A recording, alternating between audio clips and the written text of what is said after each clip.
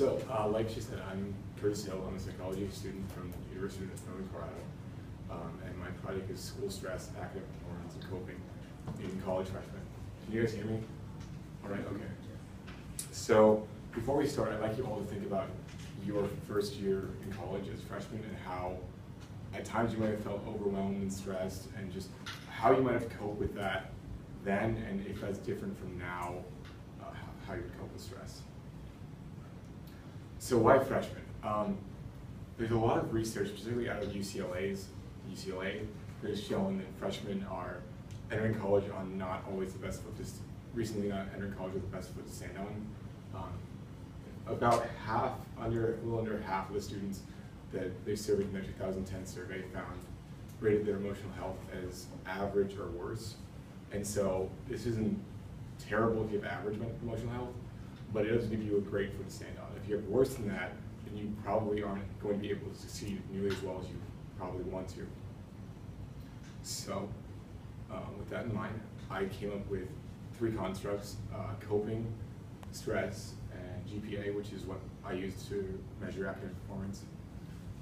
And so with that, my main reason purpose was to see how they interacted with each other, which this is how I expected it to work, is that coping would both interact with GPA and stress, but it would not be interacted with by them, and that school stress and GPA would both affect each other, and that if you have high stress, you may not have the highest GPA, and that's why, and you may have a low GPA if you have high stress. So to measure these constructs, I used 3 inventories, 3 surveys. 2 inventories and then a demographic survey in which I asked a couple different questions.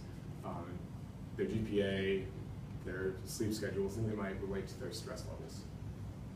The first one is a student life stress inventory, which breaks down into 2 different sections. The first section talks about where students feel stressed from. So are they feeling it from their school obligations, is it their deadlines, is it their papers, is it projects that's causing them stress? Is it the monetary obligations? Is it the cost of school that's scaring them? Or the fact that they may not have as much funding to go through school and they are taking out loans? Is it relationships? Do they have family or friends that are causing them lots of issues? And then the second section addresses how they react to that stress. So do they feel angry? Do they feel guilty? Are they physiologically changed? Is their heart rate increased? Do they have clammy hands? Things of that nature. The coping inventory I use with the coping inventory for stressful situations. And so it breaks coping down into 3 different types: task, emotion, and avoidance. So task coping, as they defined it, was attacking the problem basically, so like organizing things into a manageable list, making a plan to do your homework, or things of that nature. Emotion coping, as they defined it, was negative emotion coping. So emotional reactions, like getting frustrated that you may have procrastinated, getting angry that you didn't do as well on a test as you may have wanted, things of that nature. And then avoidance is pretty straightforward. It's just avoiding the problem, so watching TV or things of that nature. So I have a couple sample questions here. As you can see, the first question from the SLSI talks about where students feel that pressure from, and the second one talks about what happens when they feel that pressure. And then we have a couple different statements from the CISS. The first one is a task statement, I outline priorities. The second one is a emotion statement, so I blame myself for procrastinating. And the third one is an avoidance statement. So I just watch TV and forget about whatever's causing problems. So with these 2 inventory and the demographic survey I surveyed 38 college students on UNC's, the University of Northern Colorado campus. The breakdown is like this. We had mostly 18 or 19-year-old freshmen, so at usual age. And then, much like UNC's overall campus, the gender breakdown was about 2/3 female, 1/3 male. And the ethnic breakdown was also very similar to our overall ethnic breakdown. About 3/4 of the people I surveyed were Caucasian, and a small percentage were African American or Hispanic, or a mix of other ethnic groups. I also found the mean GPA was about 288, which is interesting because it's very close to the overall mean GPA that UNC lists for freshmen at 2.7. And then the average hours of sleep I found was about 6.8, so very close to 7. I couldn't use that data to actually correlate with stress or anything like that because there was a very wide range. I had people that said they got anywhere from 2 hours of sleep a night all the way up to 10, and a lot in the middle between like 4 and 8. So I just didn't have enough data there. So with the data I got, I ran correlations between stress, coping, and GPA. So the SLSI is stress, the CISS is coping. And neither of them correlated with student GPA.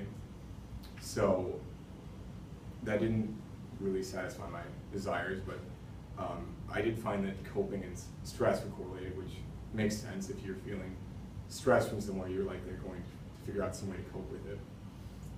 I then ran regression analysis to see if I could predict student GPA, but if anyone knows anything about statistics, that if it's not correlated, they're not very likely to predict anything. So nothing predicted student GPA. However, what I did find was that the emotion coping part of the CISS, which, as I stated earlier, is negative emotional reactions, accounted for almost a little under half of the variance in stress. And so that's really interesting because if it's accounting for that much of the stress of the students, then it's very likely that that's their first response to stress as freshmen, and maybe that's how they know how to deal with stress as freshmen. I also ran a t-test comparing men and women and their overall stress, and found that women had much higher levels of stress than men in the study I did. So with that in mind, discussion, stress and coping didn't predict GPA, and then emotional outbursts as coping don't really work, is what my data might suggest. This is fairly important to me because students, any of us who have reacted in that way, in anger or depression or sadness when we're getting overwhelmed in school, knows that it doesn't really help you do well. You still have a problem therein that's underneath. And so knowing this, what I have wanted to do and what I have that, I just sent an email to UNC's orientation to ask if I could figure out how they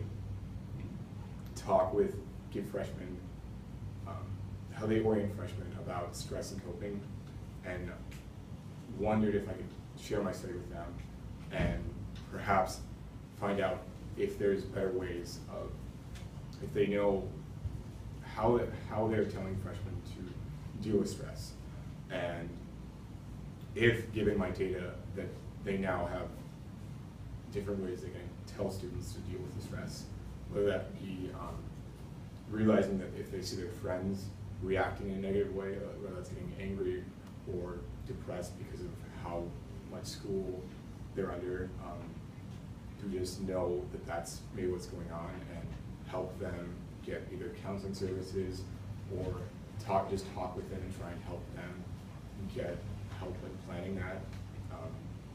I also have planned to talk with the counseling services on the campus and just ask them how many freshmen actually come in, and kind of go also talk to orientation about if the students they get each summer know about the counseling services, because if students don't really know what's on campus to help them, then they can't really get the help that they need. And it very well could be that the stress they're dealing with is because they don't know that there's a lot of services on campus that can help them. And then also, if I had more time, I would be comparing the freshman students I surveyed to upperclassmen. And as far as that, I kind of expect that upperclassmen would likely have a higher level of stress, but also different coping tactics.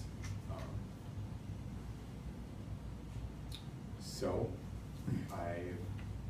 with that, I would like to acknowledge a couple of people. My mentor, Dr. Robin Hess, for helping me run this and giving me a lot of insight into what inventories to look into. And also Karen Traxler for helping me run all the data analysis. And with that, I guess that's all.